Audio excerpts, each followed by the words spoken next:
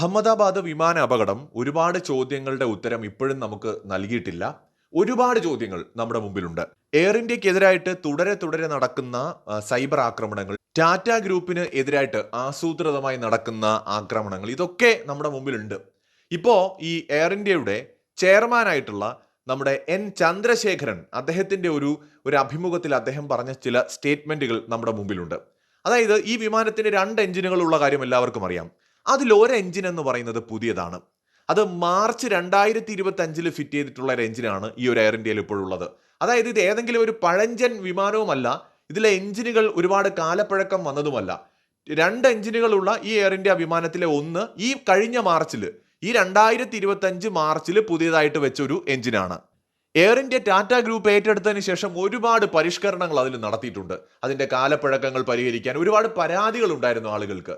അവിടുത്തെ സർവീസുമായി ബന്ധപ്പെട്ട്, വൃത്തിയുമായി ബന്ധപ്പെട്ട് ഒക്കെ ഒരുപാട് പരാതികൾ ഉണ്ടായിരുന്നു. ഇതൊക്കെ അവർ പരിഹരിച്ചുകൊണ്ടിരിക്കുകയായിരുന്നു. ഇതിന് പുറമെയാണ് 500-ലധികം പുതിയ എയർക്രാഫ്റ്റുകൾക്ക് ഓർഡറും കൊടുത്തത്. ടാറ്റയും കൂടെ ചേർന്നുകൊണ്ട് അതിന്റെ പല ഭാഗങ്ങളും ഇന്ത്യയിൽ തന്നെ നിർമ്മിക്കാൻ വരെ ധാരണകളിലുമായിട്ടുണ്ട്.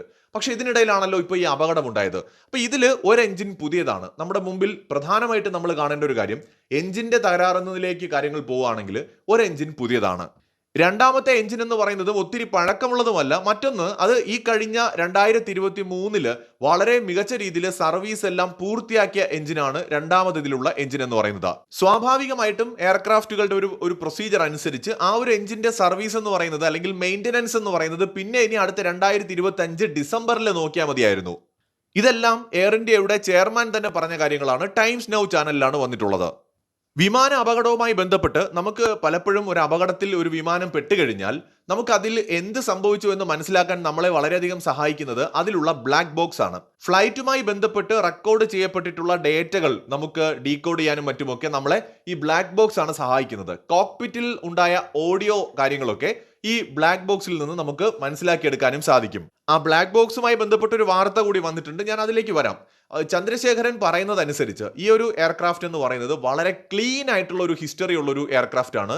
AI-171 എന്ന ഈ ഒരു എയർക്രാഫ്റ്റ് വളരെ, നമ്മുടെ ആ ഒരു എയർക്രാഫ്റ്റിന്റെ ഹിസ്റ്ററി പരിശോധിച്ചാൽ ക്ലീൻ ഹിസ്റ്ററി ഉള്ള ഒരു എയർക്രാഫ്റ്റ് ആണ്. അപ്പോൾ സാധാരണ രീതിയിൽ ഇങ്ങനെ ഒരു അപകടത്തിൽ പെടാനുള്ള സാധ്യത തുച്ഛമാണ് എന്ന് നമുക്ക് നിസ്സംശയം പറയാം. ഒരു സാധ്യതയും ഇല്ലെന്ന് തന്നെ പറയാം.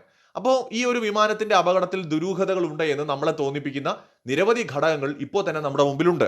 കഴിഞ്ഞ ദിവസം ഈ ബ്ലാക്ക് ബോക്സുമായി ബന്ധപ്പെട്ട് ചില വാർത്തകൾ ദേശീയ മാധ്യമങ്ങൾ പ്രസിദ്ധീകരിച്ചിട്ടുണ്ടായിരുന്നു. അതായത് ബ്ലാക്ക് ബോക്സ് അമേരിക്കയിലേക്ക് കൊണ്ടുപോയാൽ മാത്രമേ അതിലെ ഡേറ്റകൾ മനസ്സിലാക്കാൻ കഴിയൂ, ബ്ലാക്ക് ബോക്സിനും എന്തോ തകരാറ് പറ്റിയിട്ടുണ്ട് എന്ന തരത്തിൽ. എന്നാൽ നമ്മുടെ ഗവൺമെന്റ് അതിപ്പോൾ പൂർണ്ണമായിട്ടും അംഗീകരിക്കുകയോ അല്ലെങ്കിൽ അത് ശരിവയ്ക്കുകയോ ചെയ്തിട്ടില്ല എന്നുള്ളതാണ് പിന്നീട് വന്ന വാർത്തകളിൽ നമുക്ക് കാണാൻ കഴിയുന്നത്. കാരണം എന്ന് പറയുന്നത്, ബ്ലാക്ക് ബോക്സ് മറ്റൊരു സ്ഥലത്ത് കൊണ്ടുപോയി പരിശോധന നടത്തുക എന്ന് പറയുന്നതിനകത്ത് ഒരുപാട് റിസ്ക് ഉണ്ട്. അപ്പം അതുകൊണ്ട് ഇപ്പോൾ എന്തായാലും അത് ഇന്ത്യ ഗവൺമെന്റിന്റെ ഒഫീഷ്യൽസ് തീരുമാനിക്കേണ്ട കാര്യമാണ്. അങ്ങനെ ഒരു ആവശ്യമുണ്ടോ, അതൊക്കെ പരിശോധിച്ചിട്ട് മാത്രമേ അത്തരം ഒരു കാര്യത്തിൽ നമുക്ക് അങ്ങനെ ഒരു ആവശ്യമുണ്ടോ എന്നുള്ളത് അറിയാൻ പറ്റുള്ളൂ. ആത്യന്തികമായിട്ട് ഇന്ത്യ തന്നെയാണ് തീരുമാനിക്കുന്നത് ബ്ലാക്ക് ബോക്സ് എവിടെ വെച്ച് പരിശോധിക്കണം, അല്ലെങ്കിൽ അതിന്റെ ലൊക്കേഷൻ എവിടെയാണെന്ന് തീരുമാനിക്കുന്നത് എയർക്രാഫ്റ്റ് ആക്സിഡന്റ് ഇൻവെസ്റ്റിഗേഷൻ ബ്യൂറോയാണ്. എന്തായാലും ചില സോഴ്സുകളിൽ നിന്ന് വരുന്ന വാർത്ത അനുസരിച്ച് ഇത് അമേരിക്കയിൽ കൊണ്ടുപോയാൽ മാത്രമേ പരിശോധിക്കാൻ കഴിയൂ എന്നുള്ള ഒരു അവസ്ഥയിലാണ് ബ്ലാക്ക് ബോക്സ് എന്നൊക്കെയുള്ള വാർത്തകൾ വരുന്നുണ്ട്. അതിന്റെ ആധികാരികത ഇപ്പോഴും നമുക്ക് വ്യക്തമല്ല. മിനിസ്ട്രി ഓഫ് സിവിൽ ഏവിയേഷൻ പറയുന്നത് അനുസരിച്ചാണെങ്കിൽ ഈ ചില മാധ്യമങ്ങളിൽ ഇങ്ങനെ ഒരു വാർത്ത ശ്രദ്ധയിൽപ്പെട്ടിട്ടുണ്ട്. എന്നാൽ ഇക്കാര്യത്തിൽ അന്തിമ തീരുമാനം എടുക്കേണ്ടത് നമ്മുടെ എയർക്രാഫ്റ്റ് ആക്സിഡന്റ് ഇൻവെസ്റ്റിഗേഷൻ ബ്യൂറോയാണ്. എന്തായാലും അവരുടെ പരിശോധനകൾ തുടരുകയാണ് എന്ന് മാത്രമാണ് നമുക്കിപ്പോൾ കിട്ടിയിട്ടുള്ളൊരു ഇൻഫർമേഷൻ. പക്ഷേ ഇതിനകത്ത് ദുരൂഹതകൾ ഒരുപാടുണ്ട്.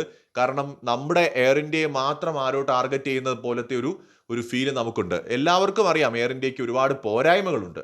പക്ഷെ ഇന്ന് പലരും പെരുപ്പിച്ച് കാണിക്കുന്നത് പോലെയുള്ള പ്രശ്നം എയർ ഇന്ത്യക്ക് ഉണ്ടോ എന്ന് ചോദിച്ചാൽ ഇല്ല. ഇതൊരു പക്ഷേ വമ്പൻ കമ്പനികൾ തമ്മിലുള്ള കുടിപ്പകയോ അല്ലെങ്കിൽ മത്സരത്തിന്റെയോ ഭാഗമാണോ? ഇന്ത്യ വിരുദ്ധരായിട്ടുള്ള ആരുടെയെങ്കിലും പങ്ക് ഇതിന്റെ പുറകിലുണ്ടോ?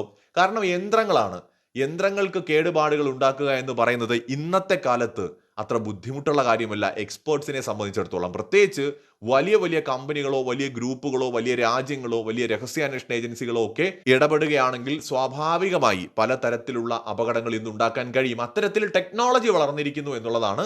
അപ്പോൾ പല എക്സ്പേർട്സും പല തിയറികളും മുന്നോട്ട് വയ്ക്കുന്നുണ്ട്. കോൺസ്പിറസി തിയറികൾ അതിന്റെ പുറകിലുണ്ട്.